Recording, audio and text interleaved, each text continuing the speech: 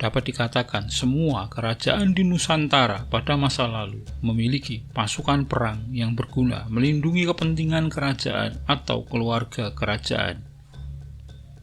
Tapi dapat dikatakan hanya satu kerajaan yang memiliki pasukan elit berstandar Eropa dengan kemampuan juga setara pasukan Eropa. Pasukan ini terbukti tangguh saat memburu pasukan gerilya Diponegoro, pejuang Aceh, bahkan terlibat perang Eropa. Dan video ini akan sedikit berkisah tentang pasukan tersebut.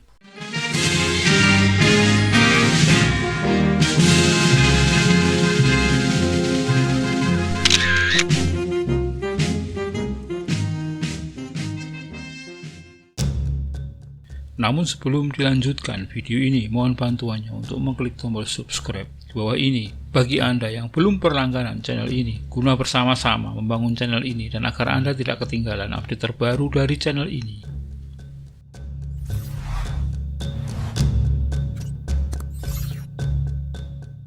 Raden Mas Said mungkin terlahir tanpa rasa takut. Siapapun ia lawan selama bertentangan dengan prinsip yang ia yakini. Saat ia berusia 2 tahun, bapaknya, Arya Mangkunegara, dibuang ke Sri Lanka karena menentang Belanda. Seharusnya bapaknya lah yang mewarisi tahta Mataram Islam. Saat dewasa, jiwa pemberaninya makin kuat. Karena merasa dikhianati, Raden Mas Said tak gentar saat harus melawan 3 kekuatan raksasa sekaligus.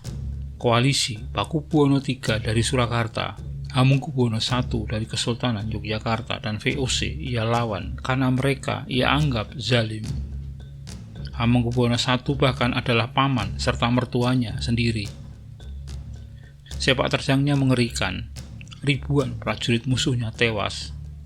Sampai Nicholas Hertig, gubernur VOC untuk wilayah pesisir utara Jawa, menjulukinya sebagai Pangeran Samber Nyawa.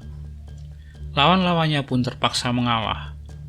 Melalui perjanjian Salatiga, keinginan Raden Mas Said dipenuhi. Ia mendapat wilayah Kedaung, Matese, Honggobayan, Sembuyan, Gunung Kidul, bekas Kerajaan Pajang sebelah utara, dan Karisdenan Kedu. Lahirlah Kadipaten Mangkunegaran, sebuah daerah otonom yang berhak memiliki tentara sendiri. Raden Mas Said pun menduduki tahta puncak Mangkunegaran dengan gelar Kanjeng Gusti Pangeran Adipati Arya Mangkunegoro I. Sebagai pasukan pengaman Kadipaten, mantan pasukan gerilya Raden Mas Said direkrut. Sebanyak 12 kesatuan yang berpengalaman bergerilya tetap dipertahankan dan ditambah dengan 22 unit infanteri, kavaleri, dan artileri yang terdiri dari masing-masing 44 orang. Pasukan ini telah teruji saat mengobrak-abrik gabungan pasukan Surakarta, Yogyakarta, dan VOC. Setelah Raden Mas Said alias Mangkunegoro I wafat, pasukan ini dikembangkan oleh penerusnya, Mangkunegoro II. Gubernur Jenderal Dendles bersedia membantu membentuk pasukan baru dengan mensyaratkan bahwa pasukan tersebut harus siap mengabdi kepadanya, termasuk jika dikerahkan di medan tempur di bawah komandonya, terutama dalam peperangannya melawan Inggris. Maka di tahun 1808 terbentuklah Legiun Mangkunegaran. Pasukan ini terinspirasi oleh Grande Army, pasukan darat terkuat di Eropa kala itu yang dipimpin oleh Napoleon Bonaparte. Dan sebagai awal, Gubernur Jenderal Dendles memberi pangkat kolonel penuh kepada Pangeran Prangwedono alias Mangkunegoro II. Untuk membangun pasukan ini, Dendles mengundang perwira tinggi dari Belanda, Prancis, dan Inggris. Perwira dari 3 negara tersebut digunakan sebagai pelatih. Rekrutmen pun dimulai. Sejak hari pertama diumumkan, ribuan orang mendaftar. Namun akhirnya hanya terpilih 1.150 orang setelah melalui seleksi yang sangat ketat. Mereka yang terpilih mendapatkan beragam pelatihan kemiliteran di Soldat School, sekolah militer milik Praja Mangkunegaran.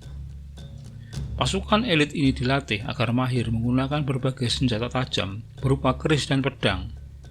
Legiun Mangkunegaran juga dilatih untuk piawai menggunakan tombak, sumpit, dan panah, serta senjata api maupun artileri.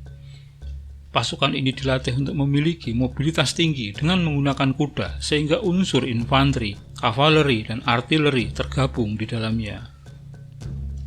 Legiun Mangkunegaran juga dilatih agar mampu menghadapi perang jangka panjang maupun perang gerilya. Dari 1.150 pasukan ini lantas dibagi menjadi beberapa bagian, yaitu 800 prajurit infanteri atau fusilier, 100 prajurit penyerbu atau jaggers, 200 prajurit kavaleri, dan 50 pasukan meriam. Sedangkan untuk struktur organisasi, mereka dipimpin 2 orang perwira senior berpangkat mayor. Tidak hanya beranggota kaum lelaki, Legiun Mangkunegaran juga memiliki pasukan wanita bersenjata yang sama terlatihnya. Legiun Mangkunegaran kemudian terlibat dalam berbagai pertempuran seperti Perang Napoleon di Asia sebagai bagian dari pasukan Prancis dan Belanda. Mereka juga terlibat dalam Perang Menumpas Bajak Laut di Bangka, Perang Jawa melawan Pangeran Diponegoro, Perang Aceh melawan pejuang Aceh hingga menghadapi Jepang dalam Perang Pasifik tahun 1942.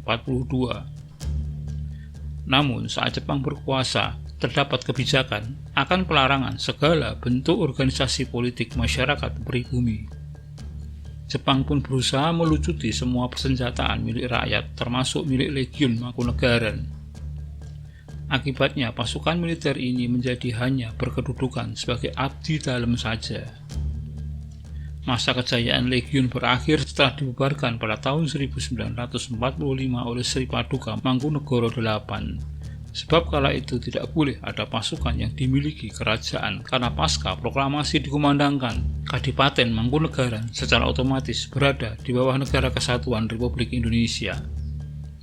Sayangnya pasca bubarnya Legiun Jawa paling profesional tersebut, relatif sedikit ditemukan sumber sejarah berupa benda yang menjadi saksi dari pasukan ini. Artefak-artefak mereka seolah-olah lenyap tertelan bumi. Sementara sejarawan Aswi Warman Adam mengatakan bahwa Legiun Mangkunegaran lebih baik tidak dilihat secara hitam putih, terutama jangan dilihat saat berperang dengan bangsa sendiri, tetapi dilihat dari aspek profesionalitas di mana bangsa ini pernah membentuk pasukan profesional sekelas pasukan Eropa. Demikian sekilas tentang pasukan elit Jawa Legiun Mangkunegaran. Terima kasih telah menyaksikan video ini hingga selesai, semoga bermanfaat. Dan sekali lagi, jika Anda berkenan silakan subscribe, like, komen, dan share untuk teman-teman Anda.